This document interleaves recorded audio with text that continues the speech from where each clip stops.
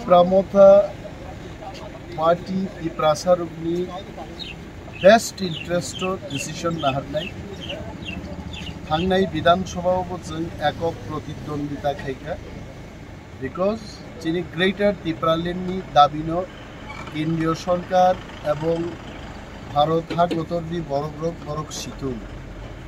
annum fact जों एका प्रतिद्वंदिता खाय दिनि ऑल इंडिया वो Pramotha कैसे स्टेट रिकॉग्नाइज पार्टी इंगी बचाका एंड चीनी समर्थन छाड़ा और जे कोनो नेशनल पार्टी आगामी दिन विभिन्न विधानसभा केंद्र बरक जिदि मानलिया आबो बरक शिकायते एवं मो फान्ननो मो मंत्रणनो याफाव मचम्बई Prasarok केंद्रीय सरकार थानि दाबी आदाय खायनान बागै चीनी रणनीति जों तैयारि खायनाय मुसुक जों साइमानो थांनाय विधानसभा भोटक बक्सनगर एवं धनपुर विधानसभा केंद्र चीनी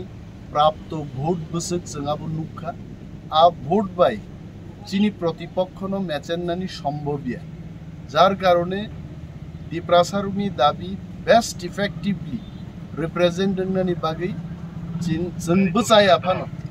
जों बचामानि स्लाइबानो देबो इफेक्टिव ट्रायल बनो दिसानान बागै